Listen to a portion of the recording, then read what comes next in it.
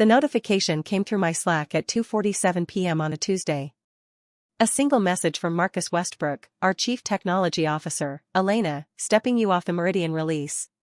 Reassigning to secondary infrastructure support. Talk soon. I read it 3 times.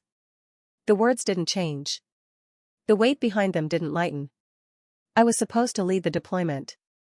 Meridian was 6 months of my life compressed into code, architecture decisions, late nights spent debugging cascading failures, and early mornings verifying stability. The project had my fingerprints all over it, literally, metaphorically, in every system design decision.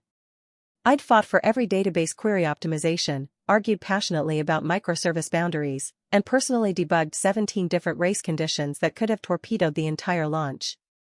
And now, with 48 hours until launch, I was being removed. The office felt smaller suddenly. Walls seemed to lean inward. I sat at my desk, fingers hovering over the keyboard, unsure whether to respond or simply accept the unraveling. Around me, the typical Tuesday afternoon rhythm of Saturn Technologies continued its oblivious march. Keyboards clicked. Conversations hummed in discrete clusters. Someone near the break room was heating up something that smelled like overambitious curry. The mundane machinery of professional life grinding forward without acknowledging that someone's world had just realigned. My reflection in the dark monitor showed someone I barely recognized. Not because my face had changed, but because the expression had shifted into something unfamiliar. Resignation. Or was it recognition? That moment when you realize someone has already decided your fate without consultation. Without even the courtesy of a conversation first. I pushed back from my desk and walked toward the conference room where Marcus held court. Through the glass walls, I could see him gesturing animatedly to someone I recognized immediately, Caleb Morse. Younger than me by 4 years. Brilliant, certainly, but in that particular way that comes with confidence untethered to experience.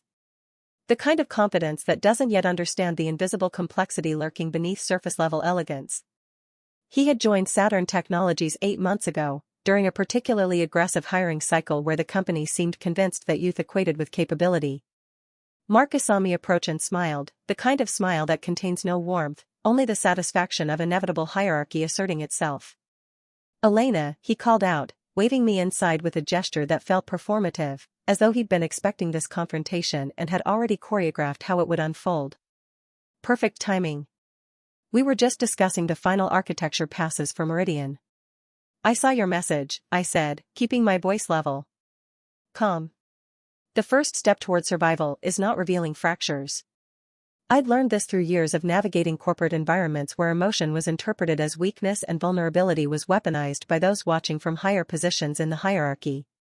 Right, yes.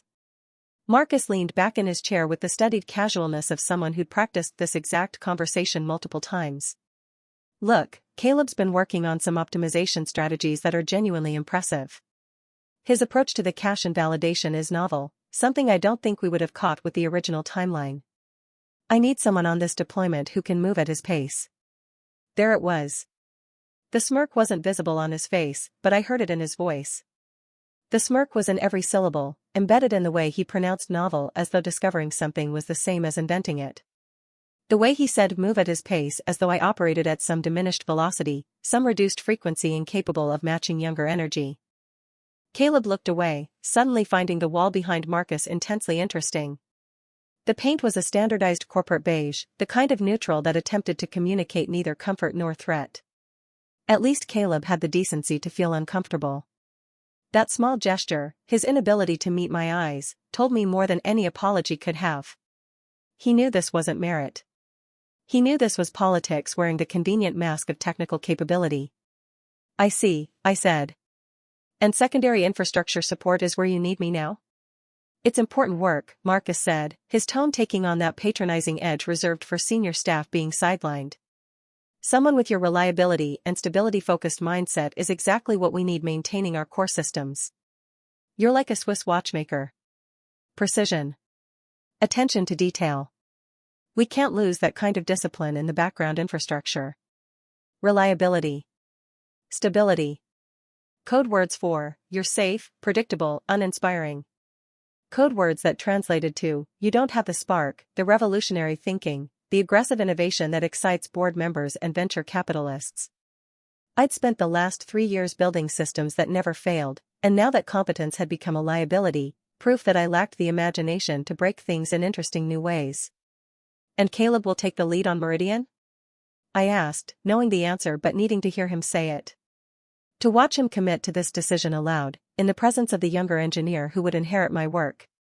"Caleb will be the primary architect for the final implementation phase," Marcus confirmed, using the language of official announcements, the tone of someone for whom this had already been decided by forces I couldn't perceive. Perhaps he'd discussed this with the VP of engineering. Perhaps there was an entire meeting I hadn't been invited to where my competence had been debated and found lacking. I logged out of the conference room system without another word and returned to my desk. My workspace was organized with deliberate precision, every post-it note aligned to grid, every cable bundled and labeled, every file organized by date and project significance. The physical manifestation of someone who believed structure mattered. Someone who thought that careful attention to detail was a virtue rather than a character flaw suggesting inability to think bigger. I gathered my things slowly. Not in anger. In that strange clarity that comes when you finally understand the architecture of your own irrelevance. The decision had been made. My job now was simply to process it, to integrate it into my understanding of how Saturn Technologies saw my value. That evening, I accessed the Meridian codebase from home. This wasn't unusual. I'd been living in that system for months, running diagnostics and refactoring modules at odd hours when the office was empty and my mind could move through code the way other people moved through familiar houses in darkness. But this time, I wasn't contributing. I was reading. Studying.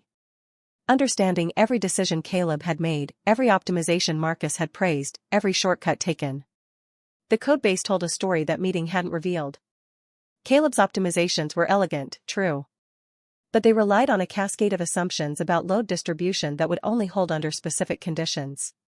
The cache invalidation strategy was novel because nobody else had attempted it, not because nobody else thought of it, but because the data structures it depended on created vulnerability windows during peak traffic transitions.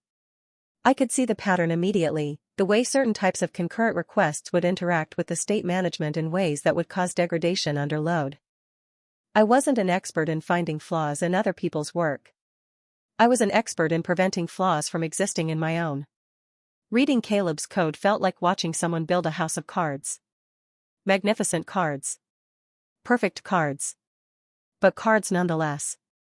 And I understood, with the clarity that comes from technical certainty, that those cards would fall during deployment. The question wasn't whether. The question was when and with how much damage. I spent hours that night documenting my observations in a detailed technical analysis. Not accusations. Just facts. Load patterns that would trigger the vulnerability.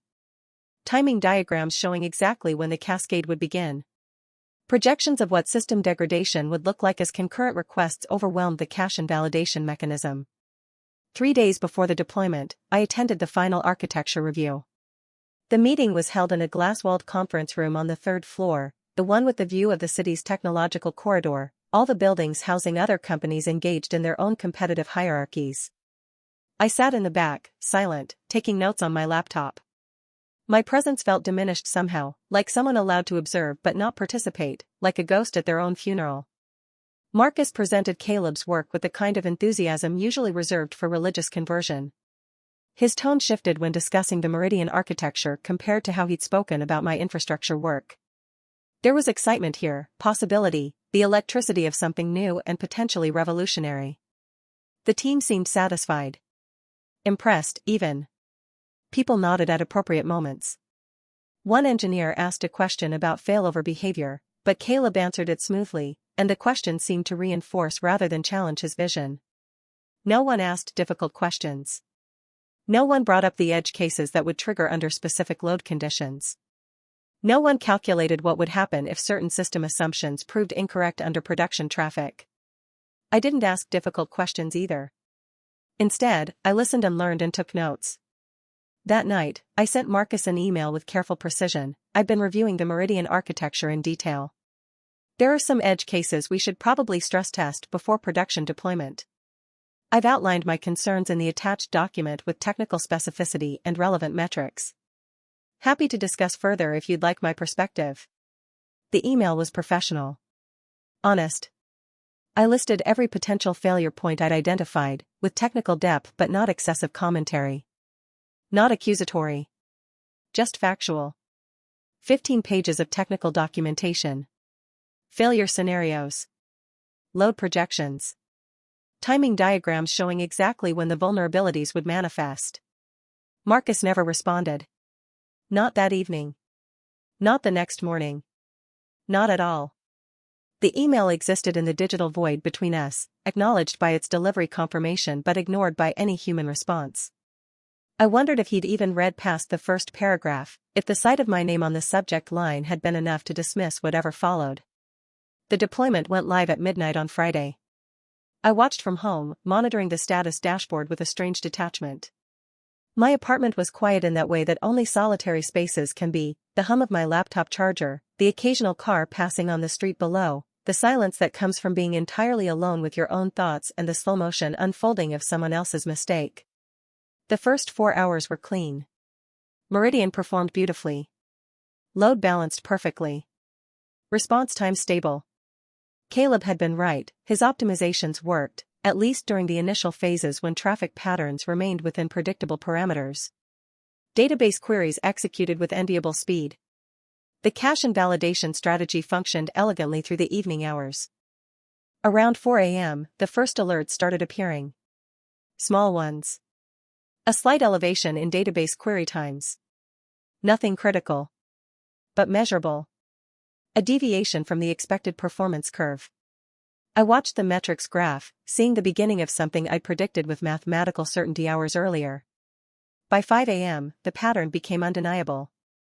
The cache and validation strategy Caleb had implemented was creating bottlenecks during the data transition cycles that occurred automatically every 5 minutes during this particular usage window.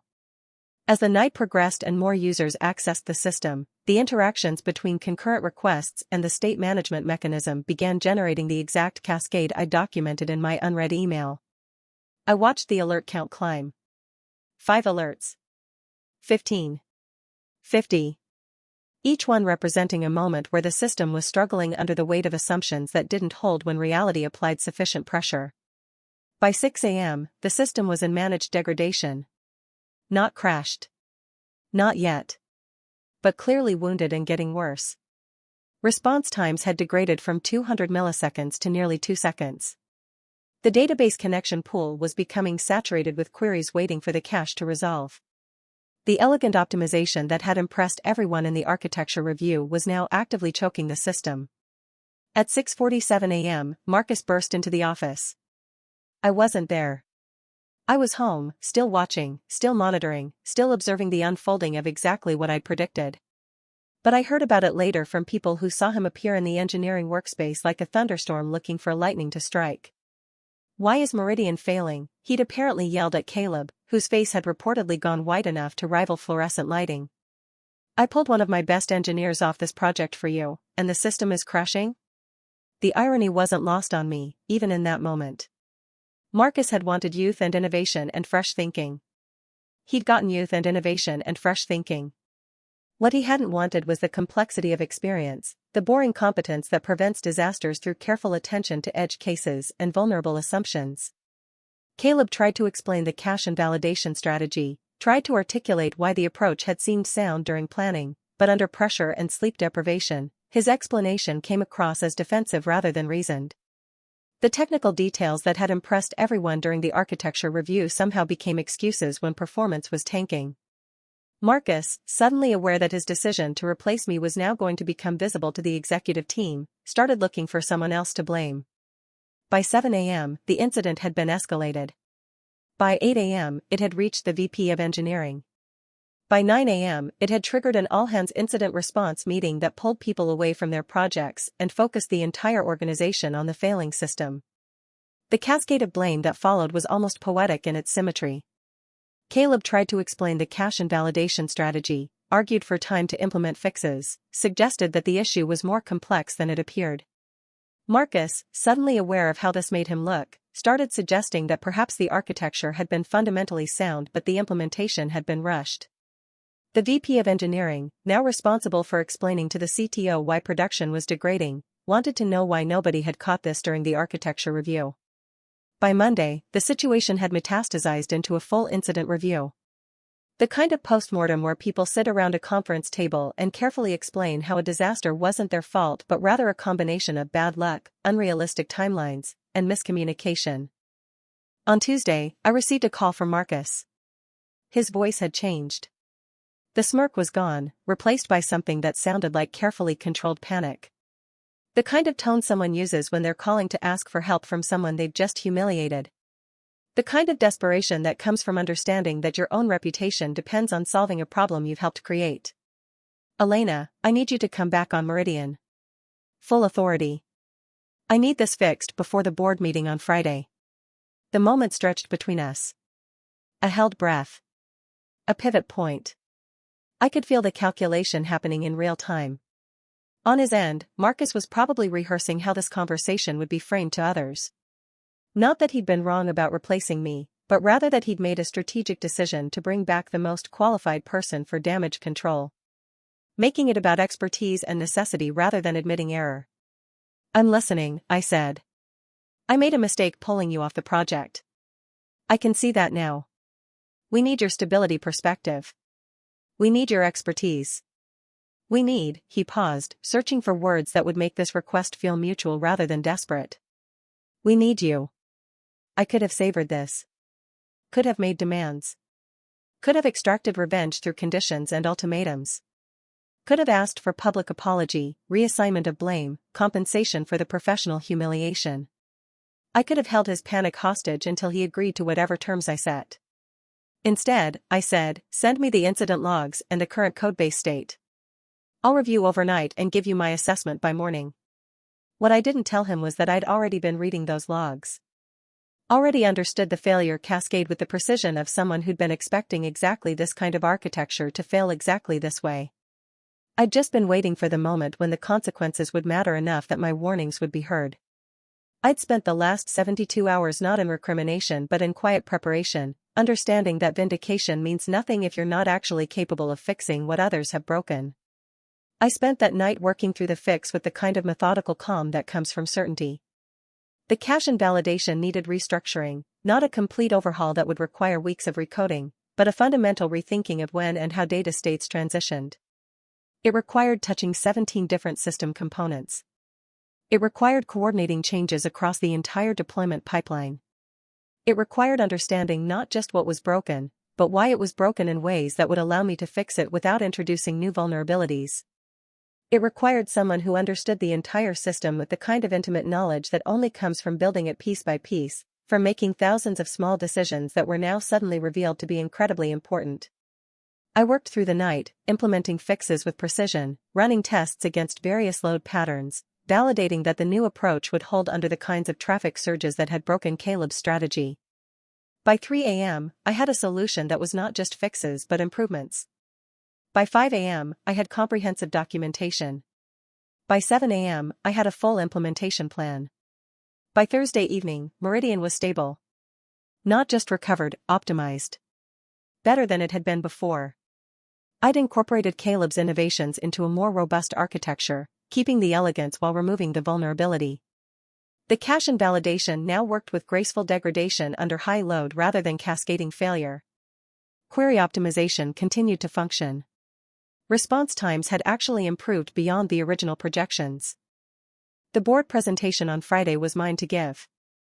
I walked them through the system performance metrics, the stability recovery, the architectural improvements. I explained the technical decisions in language accessible to both engineers and executives. They nodded. They were satisfied. The crisis had been averted by competence and expertise. The system was now more resilient than anyone had planned for. Marcus sat in the back of that presentation room, and I could see the calculation happening behind his eyes. He was already rewriting the narrative in his mind, probably rehearsing how he'd explain to the executives that the architecture had needed refinement, that bringing back someone with my perspective had been strategic thinking all along. That he'd actually planned to have me return for the final optimization phase. That this whole situation demonstrated excellent crisis management on his part. But something had shifted for me during those 72 hours. I'd learned something that went deeper than technical architecture. I'd learned that being right without being heard is just a form of silence. And that sometimes, the most powerful response to dismissal isn't anger or confrontation, it's simply being indispensable when the moment demands it. Not through manipulation or withholding knowledge, but through the simple act of demonstrating competence at scale, when the stakes are highest and performance is most visible. After the presentation, I requested a meeting with Marcus in his office. He looked eager, probably preparing to offer me some reconciliation or restoration of my previous position. Maybe a promotion. Maybe a bonus. Maybe something to make me forget that I'd been discarded. I want to transition off the Meridian project, I told him before he could speak. Permanently. He blinked, recalibrating. What? Elena, you just. I want to launch a new initiative, I continued, speaking with the kind of calm certainty that comes from having thought this through during 72 hours of solo work. Systems resilience consulting. I'd be identifying architectural vulnerabilities across all our major deployments before they become crises. It would report directly to the CTO office, but operate independently. I'd be responsible for comprehensive system reviews, stress testing, edge case analysis, and architectural recommendations. Essentially, I'd be preventing the next Meridian disaster before it happens. Marcus leaned back in his chair, trying to understand what was happening. This wasn't the response he'd anticipated. He'd expected gratitude or negotiation, not a demand for something entirely different. You want a promotion, or? I want to do work that matters to me, I said. And I want to stop investing emotional energy in proving my value to people who've already decided it doesn't exist. The clarity in my voice must have communicated something he recognized, because his expression shifted. The smirk appeared again, but this time it was different. Not triumph, but something approximating respect. Or perhaps fear. The fear that comes from understanding that someone you've mishandled has moved beyond your ability to control them through conventional means. He started. That's actually not a bad idea. We could use that kind of proactive approach. Frankly, after this week, preventing the next Meridian situation seems incredibly valuable. I know, I said. I've known for months. The difference is, now you know too. I stood up and left his office without waiting for further discussion. As I walked down the hallway, I could feel something shifting inside me. Not anger. Not satisfaction from seeing Marcus understand his mistake. Something simpler and more profound. A recalibration of how I understood my own value. The narrative I'd been living, the one where I was defined by recognition from people who underestimated me, ended that day. Not because I'd won some invisible battle against Marcus or Caleb or Saturn Technologies. That victory would have been hollow, another form of the same old game, just played from a higher position on the hierarchy. It ended because I'd finally understood that vindication isn't about proving others wrong. It's about proving yourself right in a way that transcends their opinions entirely. It's about reaching a point where their assessment of your capabilities becomes irrelevant because you've developed an internal compass that doesn't require external validation to function. Caleb apologized to me 3 weeks later in the hallway near the break room. He found me when I was heating up afternoon coffee, back in my usual spot by the window that overlooked the parking lot. His expression carried genuine guilt, the kind that comes from having spent weeks replaying a decision that wasn't really his to make but which he'd nonetheless benefited from. I'm sorry, he said, and I could hear the weight of those words, the genuine remorse beneath them. For how that went down. For letting Marcus push me into taking something that should have been yours. He'd been struggling with the guilt of that moment in the conference room, carrying it like weight he wasn't built to support. I could see it in the way he'd started asking more questions in code reviews, in the way he'd begun seeking input from senior engineers rather than assuming his way forward. He was learning. I don't hold it against you, I told him, and I meant it completely. You were just playing the game everyone plays when hierarchy demands it. That's not a failing, that's navigating complex social systems the way we all do. He looked relieved, though not entirely convinced. It was still wrong. And for what it's worth, your work on the Resilience Initiative is impressing everyone. The team talks about how thorough your reviews are. That's the work that matters, I said. Not because it's impressive. But because it's preventing disasters. That's worth caring about. The real transformation wasn't in the explosion of Meridian or Marcus's subsequent attempts at reconciliation. It was quieter than that. It lived in every decision I made going forward to align my work with my own sense of purpose rather than with external validation. To focus on the work that mattered to me rather than on whether others acknowledged its importance. 6 months later, my resilience consulting initiative had identified and prevented 4 potentially catastrophic system failures across different Saturn Technologies deployments. Each one would have cascaded into production outages if left undetected. Each one represented systems that would have crashed spectacularly without intervention. The work was meticulous, demanding, and deeply fulfilling. I spent my days diving deep into complex systems, understanding their architecture at granular levels, identifying where elegant solutions had introduced subtle vulnerabilities. More importantly, it was work that was genuinely mine, not defined by what others thought of it, but by its actual impact on the organization. Marcus stopped smirking at me. Not because I'd defeated him, but because I'd stopped competing for his approval. That withdrawal of emotional investment was its own form of power, the kind that doesn't require anyone else to recognize it to be real. When someone no longer cares about your opinion of them, you lose the ability to wound them with that opinion. I'd learned that revenge, in its purest form, isn't about destruction. It's about reconstruction. It's about taking the fragments of yourself that were dismissed and dismissed and dismissed again and building something so intentional, so deliberate, so undeniably necessary that the dismissal becomes the punchline to a joke only you fully understand. And standing in my office one evening, looking out at the city beyond Saturn Technologies windows, watching the lights begin to twinkle in the gathering darkness, I felt something that wasn't anger or triumph or vindication or any of the emotions I'd expected to feel in this moment. It was peace. The kind that comes from knowing exactly what you're capable of and refusing to let anyone else's shortsightedness diminish that knowledge. The kind that comes from understanding that your value isn't determined by whether others perceive it, but by the work itself and what that work means to you.